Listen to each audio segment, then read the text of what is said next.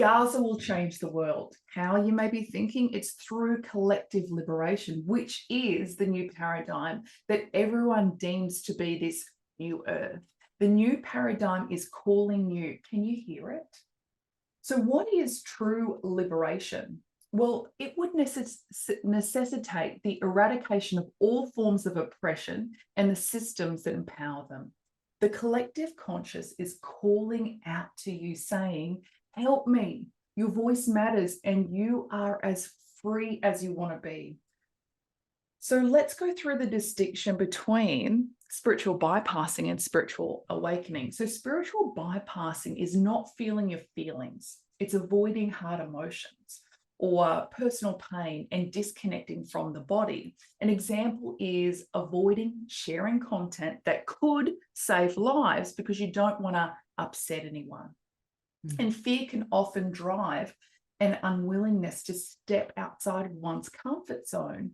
The ego will often inflate that fear to keep a person from looking at their own true self and questioning their own conditioned beliefs and behaviors. So that's spiritual bypassing. On the other end of the spectrum is spiritual awakening, and it is the process of recognizing our essential goodness and our natural wisdom and compassion. And it's that willingness to approach oneself with compassionate honesty with a purpose of learning and evolving. So spiritual awakening isn't the suppression of feelings and keeping quiet or being compliant. Those are actually the demands and oppressive rule of the colonial patriarchy. Those same forces responsible for the oppression of the Palestinian people. You would have seen the atrocities play out in real time from Palestine on social media, the newspapers and the news, and seeing the genocide happening in real time. When we bear witness so that you and I can tell the truth, and it's our responsibility as global citizens to use our individual power and privilege to amplify the voices of those being silenced. You are not powerless. And the thought of thinking you are powerless is actually a colonial narrative that we have been conditioned to believe. You are far more powerful than you have been led and allowed to believe. And you're witnessing in real time what it looks like to be given the opportunity to break free from our programming and put a permanent stop and heal generational trauma caused by colonialist, capitalistic, and patriarchal oppression. As you focus on clearing generational trauma, do not forget to claim your generational strengths. Your ancestors gave you more than wounds. And with that said, we've got Mimi, hello, an Afghan refugee who has been an activist for 25 years. She's a mother, an ex-journalist, and a psychology student. And I remember we were around a pool 3 years ago, and I asked Mim what she'd hoped to do with her degree. And without hesitation, Mim replied, to help the oppressed. So welcome, Mim. Thank you for having me, Tracy. It's an absolute honor. Now, there seems to be a pattern that is playing out in Palestine, and we have witnessed this for the past hundreds of years through ethnic cleansing, genocide, and oppression of countless native populations of their land and natural resources. And we see this with the Indigenous people of Australia, America, Canada, New Zealand, and we have seen the same imperial forces invade and occupy nations throughout Asia, such as India, and your homeland in Afghanistan. So why is the oppression in Palestine happening right now? So to give you in a simple one line, a common denominator in this pattern that we are speaking about, it really comes down to what you mentioned before. It's the same colonial, the same racist, the same capitalistic forces, which if you go back in history, I mean, you only have to throw up Wikipedia and you will see that I'm talking about essentially really what began with UK, then US, and now Europe as well. So the answer to Palestine is really, really kind of twofold. To give you, and it is quite, I don't want to say complex, it is quite broad, but what I want to do today is kind of give you the key points that I think is quite important to understand what's happening right now. So to understand what's happening right now, I think it's quite important for a lot of people to understand that this conflict didn't start October 7.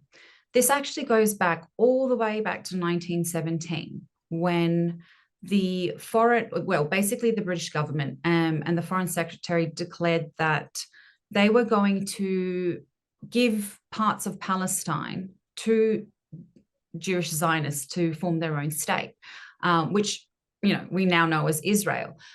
So that happened in 1917. So that really kind of started things off. And then from that time until 1947, the British government have really been championing the state of Israel. So in 1947, they led the United Nations General Assembly. They voted. And the powers that be, so I'm talking about, again, US, UK, Europe, they voted that Palestine should be separated. It should be split into an Arab and a Zionist Jewish state. And that 1947 is where, when you hear the word Nakba, that's the first Nakba. And Nakba actually stands for catastrophe.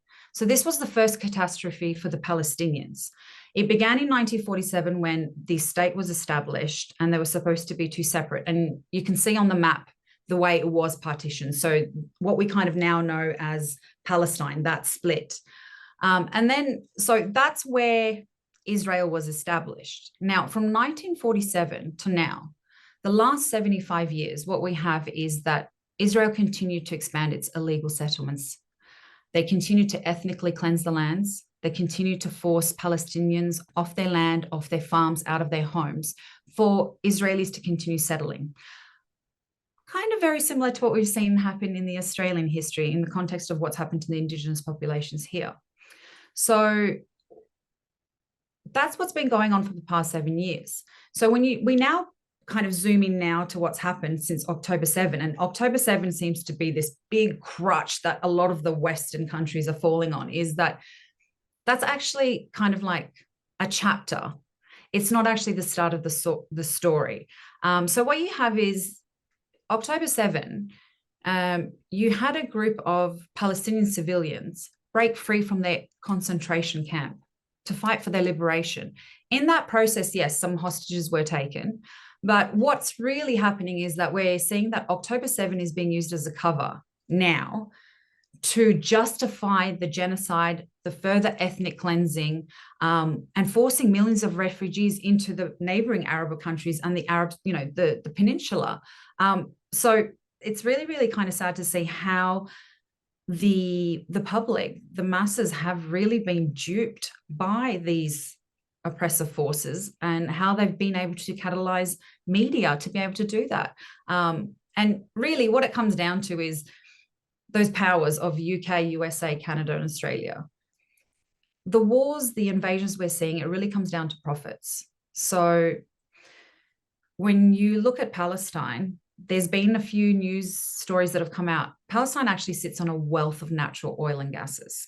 And as we know, that's a very, very valuable commodity to have at the moment. So what we're seeing in Palestine is not new. We saw the same thing in Iraq.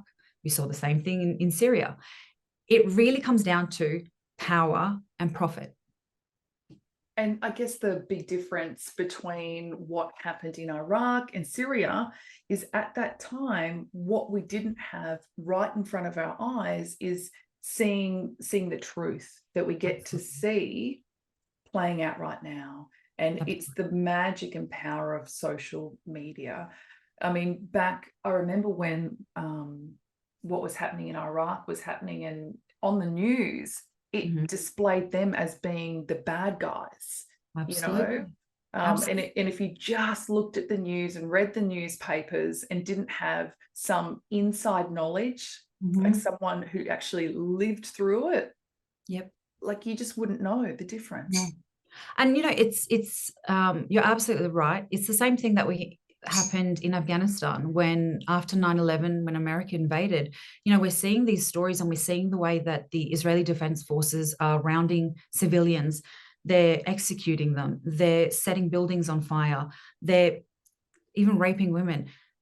Trace, this was something that was happening in Afghanistan 25 years ago. And I remember as a child when I was protesting, no one believed us. We were othered as these barbaric savages, these terrorists, and people were killed like indiscriminately. We had villages wiped out, and it really is. We didn't have the news. We didn't have the opportunity to kind of show the world what was really happening. The narrative was controlled by the very people oppressing. So, we really had no chance in hell. And that's, I think, is the biggest weapon, and what has really, really kind of, when you go, well, why now? What's the difference now? We're more informed. Absolutely. And that's it. And I keep saying this on social media, and I'll say it again. We see so we can tell the truth. Absolutely. And it may be uncomfortable, but we need that truth to get out there. Absolutely. So what can we do to stop this oppression that's happening? To be honest, when I look at oppression, with everything that's been going on the last couple of hundreds of years in all these different countries, their success has essentially been built on ignorance and indifference. They're banking on people being ignorant. And when I say ignorant, I'm not calling someone, stupid or anything. I'm talking about not having information. Yeah. Being indifferent. And indifference is created by, oh, they're different to me. Oh, I can't relate to them. So when you have those, it's the perfect recipe for oppression. So to battle that, the way we fight it is by becoming informed. We start by learning from the very people who are being oppressed. We follow their narrative. We listen to their narrative, not the colonial manufactured narrative that is being pumped on mainstream news. We follow, these incredible journalists. Oh. I think now we're sitting at 86 that have been murdered. These are people who have given up their families, their homes, the horrors. We watch it for an hour and I become so upset. And these are people who, when a building collapses, when a bomb goes off, they're running towards it. So they're risking everything to show the world the truth, because the world's liberation is tied directly to the liberation of Palestine. Yeah. So following those journalists like Mortaz, Wissam, there are so many. I've got like 100. I'm happy to send those links. Like, those are the ones you want to follow. That's a great place to start. Seeing for yourself what is happening, and especially, like you said, what we're getting, the footage. There's no denying. There is no, when you're seeing buildings collapsed on children and bodies of children being pulled under rubble, the whole self-defense premise, that, like, we all know that was just a whole thing that they were plugging it with. We now really see what's happening. So that's a great place to start. I can't urge people enough to do what we're doing right now, to keep talking about it. And, both in the real world and online, from our family and our friends, especially the social, online and social media. The reason we're seeing the truth and all of this, like we said, is because of those journalists. They've harnessed the power of social media. They've used their social media to show the world. And the powers that be, Meta, who control Instagram, Facebook, I reckon they didn't see this coming. They weren't banking on the way it has blown up. They weren't banking on the way that people would, the compassion, the call to humanity, the empathy we would feel, how much we would see ourselves in those Palestinian women and men, how much we would see our children in those wounded children, So social media is so important. It really is a key weapon that we now have that we didn't have before. So to kind of give you an idea, when I say social media and you think, well, what is one post? What is one like? What comment do? The way it's constructed is all about engagement, their algorithm. So if I was to tell you that, as per Israel's request, Meta have removed up to 85% of pro-Palestinian content on Facebook and Instagram. I myself, I have been shadow banned 5 times. I have had content removed. And when you say what content, it was news stories of murdered children. It was happy Israeli hostages being released. Why? Why don't they want the world seeing that? Why don't they want the people seeing that? So when I look at it and I go, they're working overtime, like the war machine is working overtime trying to delete this. So when you look at us as individuals, when we're on social media, even though they're trying to delete so much, by us getting on and following people, liking it, commenting, if you don't know what to say, throw up an emoji. The main thing is by engaging, liking, commenting, sharing. And it's not about how many views you have per se, but when you share, what you're doing is we're able to hijack the algorithm and we're forcing our content up. So Meta is absolutely besides themselves. Israel is so angry because of all of their efforts. Pro-Palestinian posts are still trending. Till date, it is all Palestinian activists who are being threatened to have their accounts shut down. I've been given the warning that my account will be deactivated. They're really working hard. And when you look at the amount of money and effort they're doing to censor us, to censor our voices, to silence us, and you look at all we have to do is jump online, bring out your phone. You've got 5 minutes, like, engage, look at some stories. It really allows us to harness our individual powers to bring about collective change. So right now, I would say it's the most easiest and most impactful thing that anyone can do. Anyone that's kind of like, what can I do? But I'm not really sure how to start. Start following activists, start following the journalists, just like, and you might think it's nothing, but girl, I'm telling you, Meta are losing their minds because we're out here, as individuals, really just kind of like hitting them where it hurts. So that's really, really important to be able to do that. So that's really the easiest thing. So the first one is get involved, social media. The next kind of easy thing to do to hit back at these colonial and capitalistic forces who are so focused on profits. We can see this. We as individuals, our value lies in how much profits we can generate for these capitalistic forces. So we do what the very last thing they want us to do, and that is engage and enact our power as consumers. So we do that by boycotting brands. As you can see, the big ones are like McDonald's, Coca-Cola, and Starbucks, who support and donate to Israel and the genocide. And a lot of people might think, what is McDonald's doing, donating? The image I want to kind of leave people with is that meal that you buy, you're essentially buying bullets. You're essentially buying grenades. And I really want people to, it's a very heavy thing to kind of sit with, but that's what we're doing. And we have a social responsibility. And when I say a social responsibility, it means that we're not profiting off other people's oppression. Our privilege isn't built on other people's oppression. But at the same time, I don't want my son to stand in front of me in 10 years' time and go, what did you do? What did you do to stop? So, money is the thing that's making this whole machine go round. So boycotting, and we know it works. We've seen Starbucks go bankrupt. McDonald's in the Middle East are literally giving away free meals and no one wants it. We saw the biggest one was Puma dropped their sponsorship of Israel, right? So for anyone that says boycotting doesn't work, you just need to do a quick online search and see how much Disney has lost stocks. People are hemorrhaging, and I'm so here for it. I'm here for power to the people. So yeah, boycotting is another one, how we hit them where it hurts. The last one I would really say is get involved in public protests. There's weekly rallies held, I know, in Perth, in our town. It's a great way to meet like-minded people.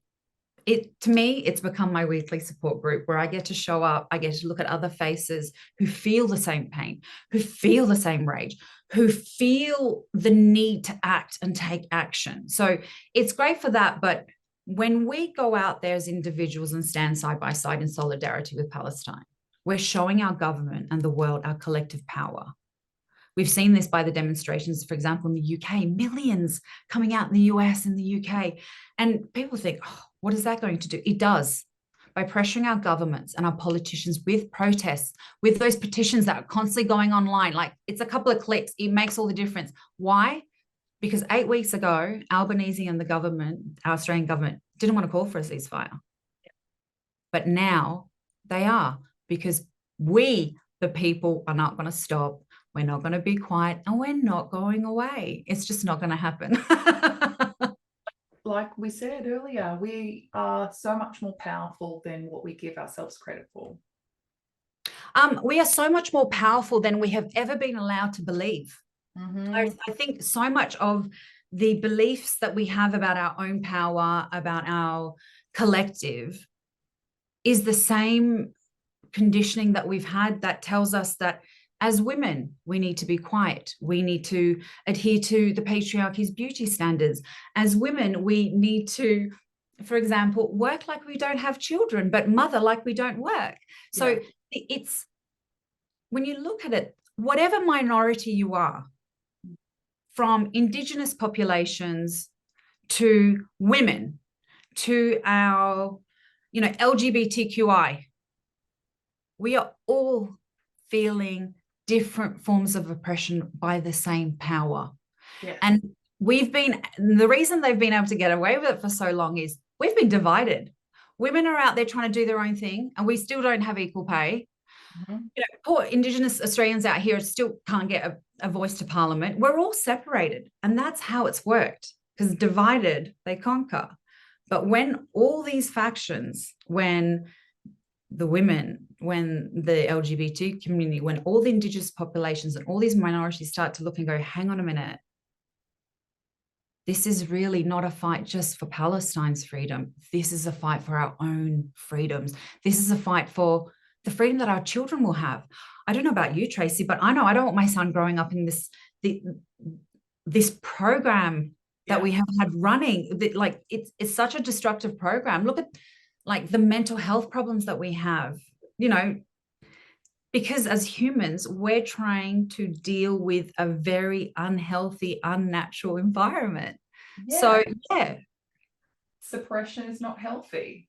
No, suppression and oppression. And we know it deep down, deep down. Our souls know it. Even, as us living in the West here, as, women who have more liberation and more freedom than, for example, those being oppressed in Palestine. Trace, you and I, we still don't get equal pay. We so many things that as women, we, my deodorant costs twice as much as men's. Don't tell me I'm not being oppressed as a female. So, it really is. This is one of those things that it's about all of us.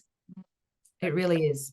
And so colonialization thrives on silence. So speak openly about being under the spell of it, and breaking free from our outgrown conditioning actually involves speaking the truth. And how we do that is we look inwards at the emotions and feelings that are coming up when we're seeing genocide on our, on our social media, and even the word genocide. And then we look at the root of those surface emotions and feelings that have come up. And when we get to what is underneath those knee-jerk surface emotions, we witness the truth behind it. And that truth may be that what is coming up isn't ours to hold, and it's part of our conditioning. That truth may be conditioned into your being, and it is in seeing that truth that we then get to decide if we engage with our outgrown conditioning or we transition into the collective conscious. Absolutely. And a quote by Desmond Tutu: if you are neutral in a situation of injustice, you've chosen the side of the oppressor. Yep. 100%. Yeah. And if you're really interested and open to learning more, I'm going to put some links below. Mim had just mentioned some accounts to follow. Another good book, if you feel like you're under the trance of your conditioning, is My Grandmother's Hands by Rasma Menanken. I've said it, I've butchered his name, but below for you. And it's a really, really good read. It's written by a therapist who therapizes the police force in America. And it's really good to understand our colonialism and where our unintentional, unconscious racism comes from. Yeah. All right. Well, thank you so much for your time. Thank you for having me. It's been an absolute blast. We'll have to do this again. Definitely. Thank you. Thank you.